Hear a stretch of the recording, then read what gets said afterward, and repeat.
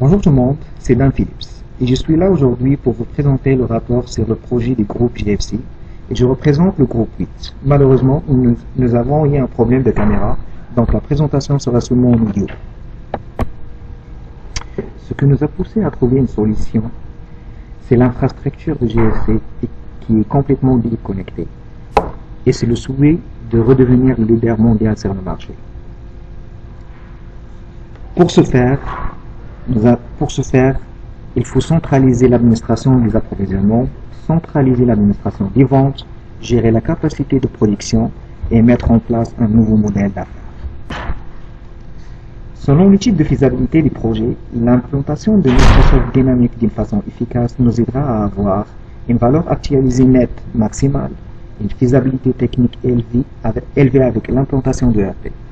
Les points mentionnés ci-haut vont placer le projet dans la zone de type PER stratégique, ce qui nous donnera un avantage compétitif. Dans le cadre de ce projet, il nous faut l'implication de tous les acteurs, en commençant par la haute direction de l'entreprise qui doit approuver et prendre les décisions majeures concernant ce projet. Aussi les clients internes, qui sont les employés de l'entreprise qui doivent être informés de son changement. Les utilisateurs de ce nouveau système doivent être informés et formés et auront à participer à tester ce nouveau système. Les départements de l'informatique, ils devront participer à l'installation de ce système. Le consultant de ERP qui doit identifier nos besoins supporte et aide l'équipe à accomplir leurs tâches concernant le projet. Les clients externes de l'entreprise doivent être informés et participer dans ces changements. L'équipe du projet doit être responsable de la planification et de faire le suivi. Les gestionnaires de GFC doivent être mis au courant et les fournisseurs de matières premières aussi. Les fournisseurs de ERP, la comité de pilotage et projet, gestionnaires plus parrainage. Tous ces acteurs sont les principales parties prenantes qui seront impliquées dans le projet. La méthodologie d'implantation du système ERP doit être basée sur 4 phases. Le design, c'est là où nous allons implanter les conditions d'affaires requises pour arriver à notre but. Cela inclut la configuration entière, la réorganisation et la personnalisation de tous les processus d'entreprise. Le développement. À cette phase, on va créer et tester toutes les composantes du système et approuver les spécifications de conception. Le déploiement, c'est investir tous les efforts pour le succès de cette transition. La dernière étape, c'est l'opération. C'est là où on doit définir les activités requises pour la clôture de projet, fournir les services après-vente et transmettre la solution et les connaissances aux clients. La réalisation de ce projet ne sera pas possible sans qu'on ne connaisse pas combien de temps que ça va durer, ni combien que ça va coûter. L'exécution de ce projet exigera environ 4 ans, pendant 4 phases essentielles. L'estimation totale est de 16 millions de dollars américains. Pour la présentation du projet, je cède la parole à mon collègue John. Bonjour tout le monde, je suis John. Je vais vous présenter le projet. Le projet va se présenter comme suit.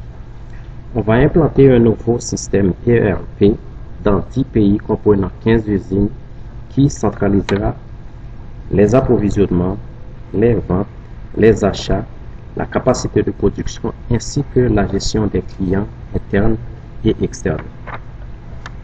On va aussi installer un serveur dans la nouvelle maison mère en Suisse, groupe GFC. Les 4 étapes de la méthodologie d'implantation qui sont le design, le développement, le déploiement et l'opération nous aideront à non seulement anticiper et minimiser les risques qui peuvent survenir. Les 4 phases de la stratégie de déploiement se feront premièrement sur les sites pilotes en Suisse et Allemagne et par la suite dans tous les sites de chaque pays selon leur emplacement géographique. Afin de connaître un véritable succès, l'organisation doit définir une vision organisationnelle SMART. Quand on parle de SMART, on parle de l'organisation. Ça doit être spécifique, mesurable, acceptable, réalisable et temporellement défini. L'implantation de l'ERP, là je parle du nouveau système ERP, est un projet stratégique qui doit avoir le support de la haute direction, on parle du top management, ainsi que l'équipe opérationnelle et adopter l'esprit du changement et d'amélioration continue.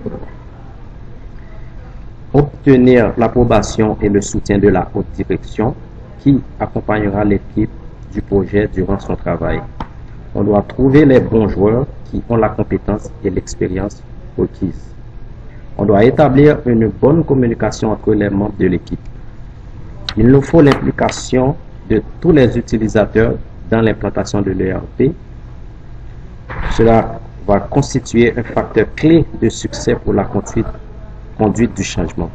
La bonne gestion de l'équipe pour garantir la synergie, offrir la formation nécessaire pour assurer la compétence et la capacité des personnes à utiliser efficacement le système. On doit avoir absolument un bon ordonnancement des ressources, prévoir des fonds pour éventualité ainsi qu'un système de gestion des risques. Il nous faut élaborer un guide utilisateur en tenant compte de chaque site. Il nous faut une très bonne gestion des conflits, le management de la qualité, les mesures, les outils et les processus pour assurer la qualité. Ici, on a la méthodologie d'implantation. Comme mon collègue a déjà parlé de la méthodologie qu'on va mettre en place pour que l'implantation du projet va être un succès. On a parlé du design. Dans cette phase-là, on va définir les conditions d'affaires, personnalisation des processus, établir les fonctions des utilisateurs. Dans la phase de développement, on va créer et tester les composants du système, on va développer des personnalisations, créer les solutions d'intégration et la migration des données de l'ancien système au nouveau système Microsoft Dynamics. À la phase du déploiement, on va faire les activités de la transition. Ensuite, on va former les utilisateurs, disons les nouveaux utilisateurs du nouveau système. Ensuite, on va tester les processus. Dans la phase opération, c'est là qu'on va transmettre la solution et les connaissances ainsi que la maintenance et support technique du nouveau système. Ok, c'est ça. Dans la diapo suivante, on parle de la stratégie de déploiement. Donc, le déploiement va se faire, comme on avait déjà mentionné, en 4 phases. Et dans chaque phase, on va répéter la même méthodologie d'implantation qui est le design, le développement, le déploiement et l'opération. On va le faire ainsi, c'est parce que si on rencontre un problème dans une étape, par exemple, pour que ce même problème ne va pas se répéter dans une autre phase. Donc on va le faire, on va pas le faire en parallèle, on va le faire par séquence. Donc c'est ça la stratégie de déploiement, c'est ça que nous allons faire comme stratégie de déploiement pour chaque site. Par exemple, pour la phase 1, on va identifier un site pilote qui est en Suisse et puis on va joindre avec lui l'Allemagne. Pour cette phase-là, on va répéter les mêmes méthodologies qui sont le design, le déploiement et l'opération. Dans la phase 2, on va copier ce même système de déploiement dans les sites pilotes, dans les grandes usines d'Europe comme en Angleterre, Belgique, France, Espagne et Suisse. Cette phase va prendre une durée de 12 mois comme la première phase. Ensuite, la phase 3, on va répéter les mêmes méthodologies d'exploitation concernant dans l'Amérique. Là, on va parler des États-Unis, Brésil et Mexique. Cette phase, ça va prendre environ 20 mois. Ensuite, la 4e phase, c'est la dernière phase, qui prendra en compte l'Afrique du Sud. Elle va s'étendre sur une durée de 4 mois. Donc, comme on a déjà dit, on va prendre la même méthodologie d'implantation avec les 4 étapes qui sont le design, le développement et le déploiement. On va le faire dans chaque phase séparément. C'est juste pour éviter que s'il y a un problème dans la première phase, que ça va se répéter dans la deuxième. Dans cette diapo-ci, on va parler des priorités. Donc, notre priorité pour le projet, c'est le temps. Comme le temps consacré à la mise en place de Microsoft Dynamics a un impact positif sur l'augmentation des revenus de GFC, ainsi que la réduction des coûts d'opération. On va parler des contraintes. Les contraintes doivent être terminées dans 48 mois. Le projet doit être terminé dans 48 mois. Si nous allons livrer le projet avant le 28 mois, il y aura un bonus qui sera appliqué. Sinon, le cas échéant, une pénalité de 10% va s'appliquer. Optimisation, c'est la performance des différents sites ainsi que la migration des informations vers le nouveau système Microsoft Dynamics qui doivent être optimisés. L'acceptation, afin de respecter les échéances et les spécifications prédéterminées, il est accepté de dépasser le budget de 10%. Donc, dans ce tableau que vous voyez là, il y a comme contrainte, on a priorisé le temps, et puis comme optimisation, on va optimiser la performance, ainsi que l'acceptation, c'est le coût que le budget peut dépasser 10% au maximum. Ici, c'est la matrice des risques. Donc, tous les projets sont susceptibles d'avoir certains risques. Évidemment, nous allons nous confronter avec plusieurs d'entre eux selon le déroulement du projet. Il va falloir faire face avec un manque de main-d'œuvre et la résistance au changement qui peuvent être posés par la nouvelle structure organisationnelle.